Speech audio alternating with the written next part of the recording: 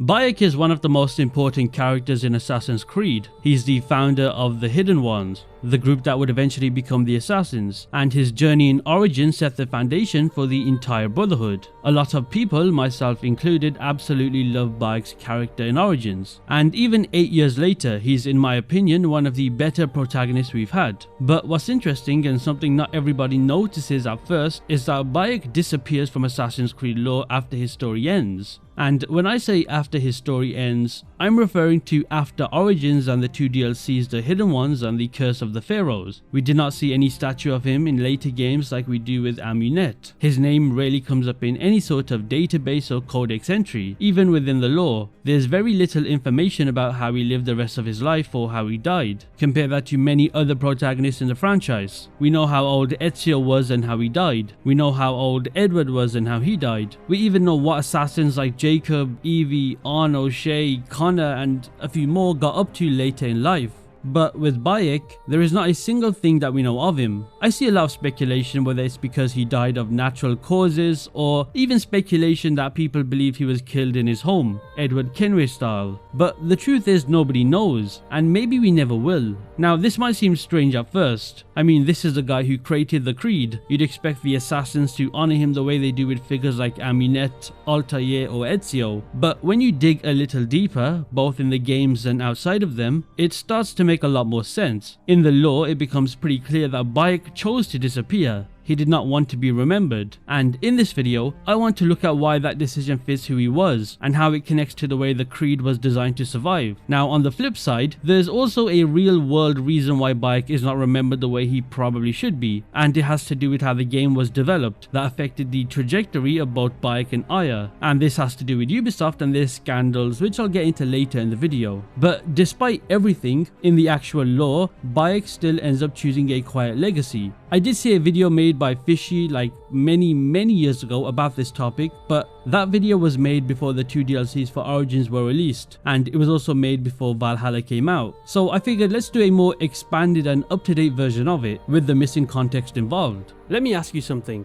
Have you ever gotten one of those weird spam calls or texts and wondered, how the hell did they get my number? Or maybe you searched your name online and saw your address, your relatives' information, or maybe your financial information just there, publicly available. Well, that is because of data brokers. And that's where Incogni, today's sponsor, comes in. Incogni is a service that automatically scrubs your personal data from over 230 data broker sites. The same ones that buy, sell and leak your info without you ever knowing. These brokers collect everything from your full name and phone number to your health data, political affiliation, shopping habits, and even employment history, all bundled up and sold like you're a product. And with data breaches up 72% in the past year, the risks are higher than ever. You could manually contact all of these sites to request data removal, but trust me, that would take hundreds of hours. Or you could sign up for Incogni, give them permission to act on your behalf, and they will handle the rest, sending out takedown requests, fighting any objections, and continuously rescanning to keep your data offline for good. Here's something I did not even know until recently.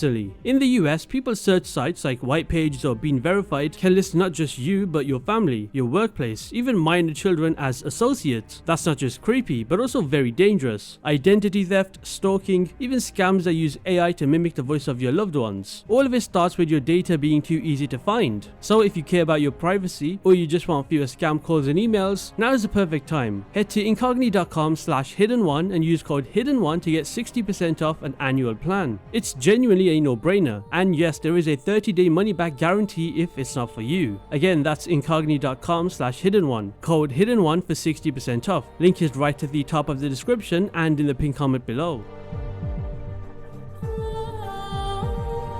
Before I go over why Bayek was forgotten, let's just look back from the very beginning, literally. Before the assassins were called assassins, before the robes and the leap of fates and nothing is true stuff that we all know by heart, there was Bayek, a Magi from Siwa. And more importantly, at that time, Bayek was a father and a husband, and eventually the very first to walk the path that will later become the Creed. But Bayek did not start out trying to create a secret order on purpose. That was never the plan. It all begins with a tragedy. I'm sure all of us know that Bayek's son Kemu is killed by the Order of Ancients, a secretive group trying to control the world world through manipulation and with ancient ezio artifacts. That single moment, losing his son, is what sets Bayek on the path to vengeance. But, and I like my buts, along the way something quite drastic changes. Bayek's fight against the Order of Ancients becomes a lot bigger than the personal revenge he intended to set out for. He starts seeing how these powerful figures are hurting everybody, not just him. Innocent people all across Egypt are suffering under the weight of corrupt rulers, pharaohs, and these, scumbag elites. So Bayek becomes something more. He travels across Egypt hunting the Order piece by piece. But while he's doing that, he's also picking up ideas.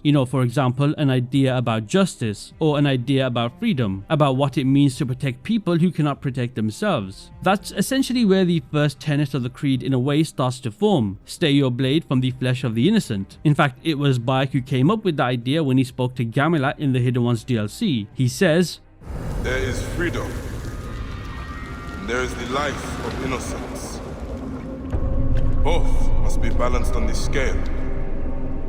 Now he says this because it's what he already believes. I mean, think about it. What is Bayek? He's a Magi, and as a Magi, his job is to serve and protect. That didn't stop when he cemented the Hidden Blade as the signature weapon for the Hidden Ones. Eventually, Bayek realizes he's not the only one feeling this way. His wife Aya has been fighting her own battles in Alexandria and Rome. Both of them see the need for something bigger, and that something bigger is a group that can operate in secret to protect the people and push back against those who abuse their power. That's essentially how the Hidden Ones are born. Just two people who've lost everything, deciding to build something that can outlive them. And in a moment at the end of Origins, Bayek drops his son's amulet in the sand. It leaves behind a symbol, which we know as the iconic assassin insignia. And just like that, without even meaning to, the foundation is set. Now, what's interesting about Bayek is that he never really tries to define this group. If you think about it, there really isn't any type of rigid structure. There was also no titles. Well, not yet. It's early. You can also already see the seeds of the second tenet forming too, hide in plain sight. In Siwa, Bayek grew up worshipping the god Amun, who, if you don't know, Amun refers to the god of being invisible, or the hidden one. His people believe that true strength comes from not being seen, but from being unseen, and that philosophy becomes the backbone of what the Hidden Ones would become. Bayek and Aya take that ancient belief and give it a new meaning. They start building small bureaus, and I'm not just referring to the ones that we saw in Origins and the DLC. I'm talking about all over the world, even in England, and I'll get to that part quite soon in the video. But apart from the bureaus, they also start recruiting like-minded people and just overall spreading the message, but not once did they ever make it about themselves. That's important, remember that, as I talk about the next part of this video.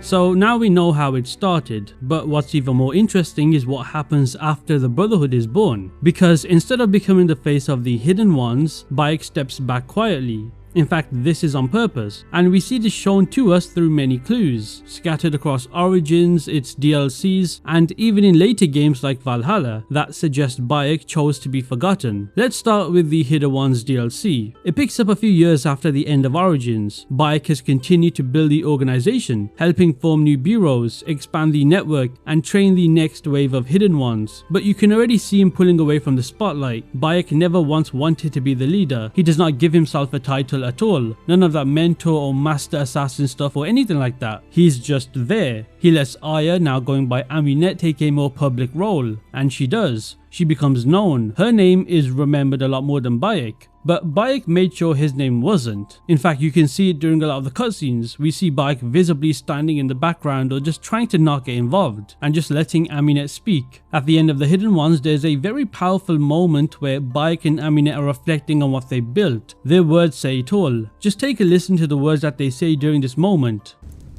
Our tenets need to be passed on to those who have taken our oath, so they have a true creed to study. The Hidden Ones will pass on to Petra and towards Judea, and forever. The creed must live beyond anyone. No one shall be bigger than the greater group. Amunet is a mentor to this Brotherhood. That's it, right there. That is Bayek's entire philosophy, wrapped up in a few lines. He and Amunet made the conscious decision that no one person should ever define the Brotherhood, not even the founders, not even them. Their focus was passing down the tenets which were the core ideas, not on telling war stories at all. Did you also notice how Bayek claims Aya is the founder, and not once does he ever refer to himself too? That is certainly strange, don't you think? But moving on, then there's even Curse of the Pharaohs, the other important DLC. Bayek is visibly older, more tired, and a bit more, in a way, philosophical. He has been through it all. Near the start of the DLC, when a person starts praising him and mentions that he'll spread his name across Thebes, Bayek actually shuts it down. Ah, you survived the curse? They will speak of you throughout Thebes. Make sure no one speaks of me. He warns people not to speak his name because he doesn't want to be honored, and that's quite important to take into account. It might sound strange, right? Most of the time heroes want their names to go down in history, but that's the thing. Bayek wasn't trying to be a hero. He wanted the hidden ones to be bigger than himself, at the price of him disappearing entirely into it. Also, I might be reaching with this, but notice how this woman named Murti asked Bayek who gave him the package to give to her. He doesn't once mention Amunet, but he refers to her as Aya. I don't know, but to me, that just further as to how he's trying to keep the hidden ones very hidden, and again by name too. Let's go back to that moment in Assassin's Creed Valhalla, the one where Reader shares a letter from Bayek. It's quite easy to miss in the game, but it's a huge piece of the story, and a big reason why Bayek wanted to become invisible. Now in that letter, Bayek is writing to Aya and he tells her about something called the Magus Codex. Now here's what that is. The Magus Codex is a document that started circulating among the Hidden Ones a few decades after Bayek and Aya founded the group. It was basically a record of their final official meeting. Amunet presided over it. That meeting was where the original assassins talked through their contradictions in their philosophy, clarified the creed, and finally wrote down the 3 tenets of the Brotherhood. Stay your blade from the flesh of the innocent, hide in plain sight, and never compromise the Brotherhood. The Codex is named after an acolyte named Magus, who was present for the meeting, and asked a lot of the deep questions that helped shape how the creed was explained. So it's not a random document, it's the document that defines the assassin's philosophy in writing, and when Bayek finds out about it, he wants it destroyed. That's a big deal, right? This is the man who helped create the very ideas within the Codex. Why would he want it gone? Well, because it names people. It mentions him, it mentions Amunet, and it connects real names to something that was never meant to be about individuals. And that goes directly against the values Bayek fought for from the beginning. Think about it. The creed is about ideas, right? Bayek did not want to be remembered as the founder of anything. He did not want statues or myths or even gratitude. He wanted the mission to outlive the people behind it, and the Codex threatened that by tying the creed to specific names and faces. So in his letter, Bayek asked Aya to get rid of it, to burn it, let the creed speak for itself, where there are no names or any sort of legacy. That one request tells you everything you need to know about who Bayek was and why he chose to disappear. He believed that the hidden ones should truly be hidden. We even see echoes of that all throughout the Codex itself. In one part, Amunet says to a group of young acolytes, "Work in silence from this day forward, speak not your name, nor the names of your family and friends, for to do so would be a deadly compromise and a useless gesture." That's the whole point. The moment the creed becomes about people, it stops being about purpose, and Bayek knew that, and he lived it to the very end. That's really the in-universal law reason that I'd like to assume is why Bayek disappeared entirely. Oh, and later in Valhalla, Eivor is sent by Hytham to collect the lost pages of the Magus Codex, which had been scattered in abandoned Hidden One bureaus across England. Now think about that. Why would these pages be in England? Well, to me, so this is just my opinion, it's evidence that the Hidden Ones were everywhere, but they left no trace of them behind. And I commend that if that is the case. That's also what Bayek wanted, remember? So when we ask why was Bayek forgotten, the real answer might be he made sure of it on purpose. Bayek knew that if the creed depended on him, it would eventually fall. But if it stood out on its own without names being tied to him, without faces, then it might just survive forever. And hey, it did.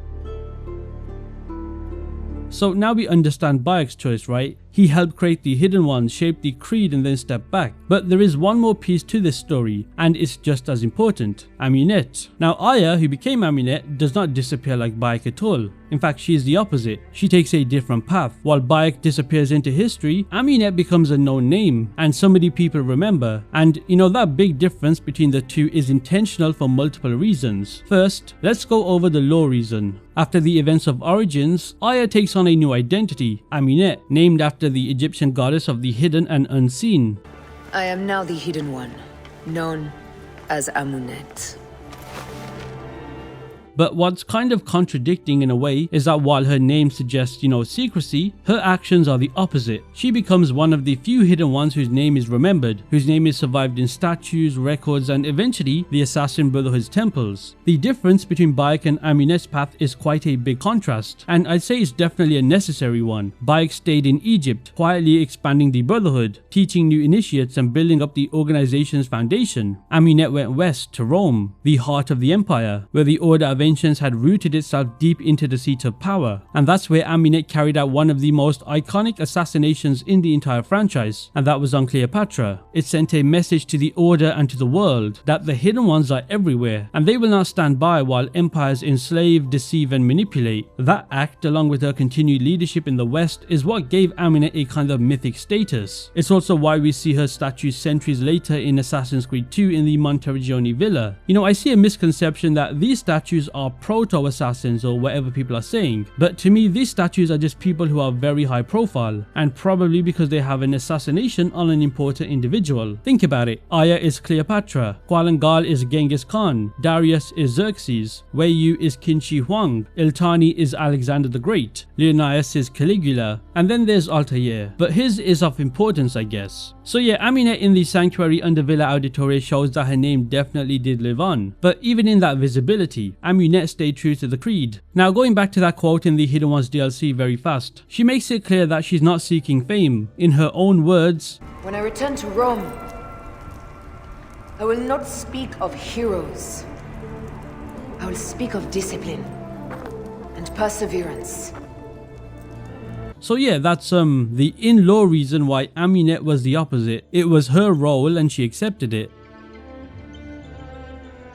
And yet here's where the real world story adds another issue, one that's honestly hard to ignore. According to a Bloomberg investigation into Ubisoft's internal practices, Assassin's Creed Origins originally had a very different plan. Aya, not Bayek, was supposed to be the main character. The story would begin with Bayek's death or incapacitation, and Aya would take the lead for the rest of the game. But that plan was reportedly shut down. Developers of Ubisoft had said that Ubisoft executives, particularly former Chief Creative Officer Serge Haskell, who as of me making this video has gone to trial thankfully, and the marketing department believed that games with female leads would not sell. Now this wasn't just Origins, the same thing happened in Syndicate. Evie was supposed to be on equal footing with Jacob, and Assassin's Creed Odyssey, Cassandra was meant to be the only choice, but they added Alexios too. Now those decisions weren't based on creative vision whatsoever, as they were based on outdated, sexist assumptions about the market, and they directly impacted Aya's role. So instead of becoming the protagonist,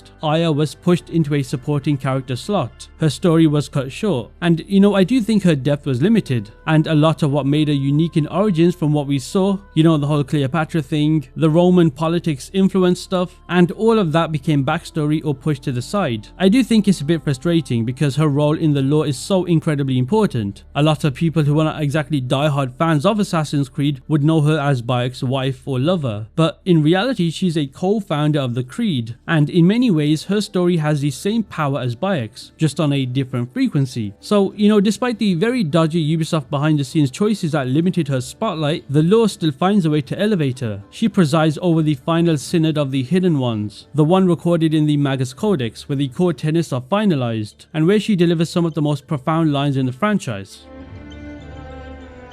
And that brings me to the end of the video. In a way, I think Bayek's story hits harder because it ends quietly. He just fades into history, exactly how I'd imagine a true Hidden One would. And that's what makes him stand out to me, because he actually lived by the values he believed in. He built something bigger than himself and then let it go. We know that Bayek doesn't even have a statue like Amunet, and maybe that's better how it is.